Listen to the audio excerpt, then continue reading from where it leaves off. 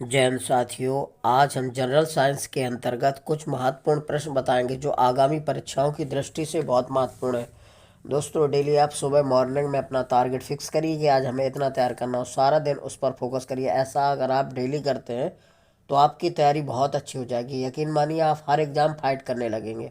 और एक विशेष बात, आप ये मत सोचिए कभी विज्ञापन नहीं आया, अभी फिर तैयारी कर लेंगे, फिर पढ़ लेंगे। ऐसे समय मत गंवाइएगा। इंतजार करना छोड़ो, तैयारी शुरू कर दो। विज्ञापन आज नहीं तो निश्चित कल आएगा। अब देखिए पहला क्वेश्चन, डाप्सन इकाई का प्रयोग किया जाता है। डाप्सन डाप्सन इकाई का प्रयोग किया जाता है कहे के लिए, तो ओजोन परत की मोटाई मापने के लिए किया जाता है। ध्यान रखना, डाप्सन जो है ओजोन परत की मोटाई मापने में काम आता है। तो ओजोन परत की मोटाई कैसे मापी जाती है? डाप्सन से। डाप्सन से इकाई, कहे की इकाई है तो ओजोन परत की मोटाई मापी जाती है डाप्सन। ठीक है। अगला है, राष्ट्रपति का कार्यकाल कितने वर्ष का होता है? तो राष्ट्रपति का कार्यकाल कितने वर्ष का होता है? 5 वर्ष का होता है। राष्ट्रपति का कार्यकाल कितना होता है? 5 वर्ष होता है। तो इसका बी विकल्प सही हो जाएगा। राष्ट्रपति का कार्यकाल कितने होता है? 5 वर्ष का होता है राष्ट्रपति का कार्यकाल। तो इसका बी विकल्प सही हो जाएगा। अगला है, कार्ल मार्क्स द्वारा लिखित पुस्तक कौन सी है? तो कार्ल मार्क्स द्वारा लिखित पुस्तक है दास कैपिटल। कार्ल मार्क्स द्वारा लिखित पुस्तक कौन सी है? Das Kapital. दास कैपिटल में मार्क्सवाद के बारे में बताया गया है। किसके बारे? मार्क्सवाद के बारे में बताया गया है दास कैपिटल में। इसका बी विकल्प सही हो जाएगा। अगला है, संविधान सभा ने राष्ट्रगान कब अपनाया था? तो 24 जनवरी 1950 को अपनाया था। संविधान सभा ने राष्ट्रगान कब अपनाया था? 24 जनवरी 1950 को। उसका बी विकल्प सही हो जाएगा। अगला है, मतपत्रों को सबसे पहले प्रयोग किया गया था कहाँ? तो मतपत्रों को सबसे पहले प्रयोग किया गया था प्राचीन यूनान में। बी विकल्प सही हो जाएगा। मतपत्रों को सबसे पहले प्रयोग कहाँ किया गया था? प्राचीन यूनान में। अगला है, भारतीय संविधान में राजनीति निदेशक सिद्धांत किस देश के संविधान से लिए गए हैं? भारतीय संविधान में राजनीतिक निदेशक सिद्धांत किस देश के संविधान से लिए गए हैं? तो आयरलैंड से लिए गए हैं। भारतीय संविधान में राजनीति निदेशक सिद्धांत किस देश के संविधान से लिए गए हैं? तो आयरलैंड से लिए गए हैं। बी विकल्प सही हो जाएगा इसका। अगला है, नाना साहब का दूसरा नाम क्या था? तो नाना साहब का दूसरा नाम था धोंदू पंत। नाना साहब का दूसरा नाम क्या था? धोंदू पंत। बी विकल्प सही हो जाएगा इसका। ठीक है। अगला है, निम्न में लंबाई की न्यूनतम इकाई क्या है? लंबाई का न्यूनतम मात्रक क्या है, यानी कि सबसे छोटा मात्रक क्या है इन चारों में से? निम्न में लंबाई की न्यूनतम इकाई क्या है? तो फर्मी होती है। ध्यान रखना, माइक्रोन बड़ा, फिर नैनोमीटर छोटा, फिर एंगस्ट्रॉम छोटा, फर्मी छोटा, सबसे होता है। एक माइक्रोन बराबर होता है 10⁻�6 मीटर। एक नैनो बराबर होता है 10⁻9। और एक एंगस्ट्रॉम बराबर होता है 10⁻10 मीटर। ये सब मीटर में है, एम का मतलब मीटर। और एक फर्मी, एक एफ बराबर हो जाएगा 10⁻15 मीटर। तो ये सबसे छोटा मात्रक यानी कि सबसे छोटी इकाई है। ठीक है। तो निम्न में लंबाई की न्यूनतम इकाई क्या है? न्यूनतम इकाई का मतलब होता है छोटा मात्रक, तो फर्मी हो जाएगा। ठीक है, डी विकल्प सही हो जाएगा इसका। अगला है, कपड़ों तथा बर्तनों को साफ करने के लिए प्रयुक्त डिटर्जेंट है। कपड़ों तथा बर्तनों को साफ करने के लिए प्रयुक्त डिटर्जेंट है क्या? तो बाइकार्बोनेट, सल्फोनेट, नाइट्रेट, कार्बोनेट। तो सल्फोनेट होता है। ठीक है। कपड़ों तथा बर्तनों को साफ करने के लिए प्रयुक्त डिटर्जेंट क्या है? डिटर्जेंट क्या होता है? सल्फोनेट होता है। डिटर्जेंट का मतलब होता है अपमार्जक। एक विशेष प्रकार का कार्बनिक पदार्थ होता है जिसमें साबुन की तरह मैल साफ करने का गुण होता है। अपमार्जक मृदु और कठोर दोनों प्रकार के जल में प्रयोग किए जाते हैं। इसमें मुख्यतः सल्फोनेट होता है। ध्यान रखना, अपमार्जक मृदु और कठोर दोनों प्रकार के जल में प्रयोग किया जाता है। जो मृदु होता है वो साबुन नहाने वाली होती है, जो कठोर होता है वो कपड़े और बर्तन धुलने के काम आता है। तो सल्फोनेट मुख्य होता है इसका। ठीक है, ध्यान रखिएगा।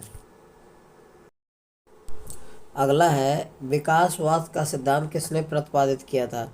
विकासवाद का सिद्धांत किसने प्रतिपादित किया था, या किसने दिया था, या किसने खोजा था? तो डार्विन ने। ठीक है, चार्ल्स डार्विन ने। विकासवाद का सिद्धांत किसने प्रतिपादित किया था? तो डार्विन ने। विकल्प पहला सही हो जाएगा इसका, ए विकल्प सही हो जाएगा। विकासवाद का सिद्धांत किसने प्रतिपादित किया था? डार्विन ने। अगला है, डायनासोर थे। डायनासोर क्या थे? तो मेसोजोइक सरीसृप थे। मेसोजोइक सरीसृप के अंतर्गत डायनासोर आते हैं। तो डायनासोर क्या थे? मेसोजोइक सरीसृप थे। ये दूसरा विकल्प सही हो जाएगा।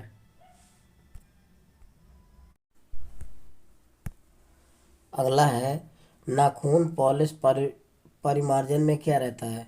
नाखून पॉलिश परिमार्जन में क्या रहता है? मतलब जो नाखून पॉलिश होती है नहा में लगाने वाली नाखूनों में, उसमें क्या मिला रहता है? तो उसमें एसीटोन मिला रहता है। नाखून पॉलिश परिमार्जन में क्या रहता है? नाखून पॉलिश परिमार्जन में तो एसीटोन रहता है। पहला विकल्प सही हो जाएगा इसका। अगला है, डायनामाइट में मुख्य रूप से क्या होता है? तो डायनामाइट मुख्य रूप से क्या होता है? तो डायनामाइट नाइट्रोग्लिसरीन होता है। डायनामाइट को क्या बोलते हैं? नाइट्रोग्लिसरीन। तो डायनामाइट का रासायनिक नाम होता है नाइट्रोग्लिसरीन। डायनामाइट मुख्य रूप से क्या होता है? नाइट्रोग्लिसरीन। बी विकल्प सही हो जाएगा। क्या, कौन सा विकल्प सही हो जाएगा? बी विकल्प सही हो जाएगा।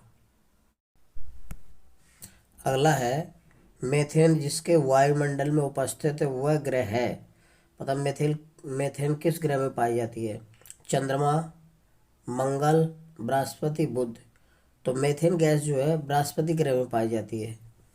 मेथेन जिसके वायुमंडल में उपस्थित वह ग्रह कौन सा है? बृहस्पति। सी विकल्प सही हो जाएगा। ठीक है, मेथेन जिसके वायुमंडल में उपस्थित वह ग्रह कौन सा है? बृहस्पति। सी विकल्प सही हो जाएगा। अगला है, सुक्रोज के जल अपघटन से क्या बनता है? सुक्रोज के जल अपघटन से क्या बनता है?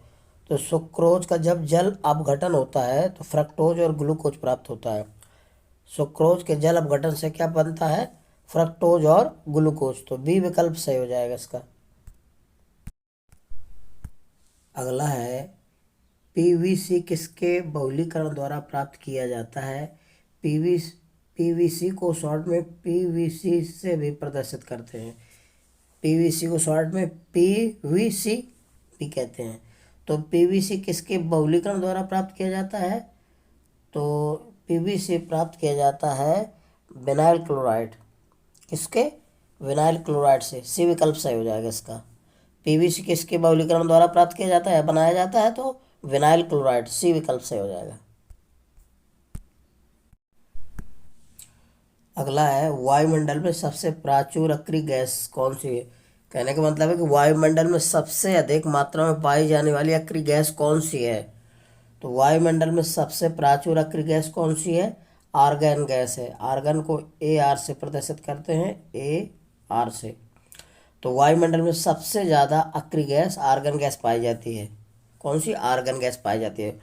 और जो नहीं पाई जाती वायुमंडल में वो होती है रेडान, आर एन।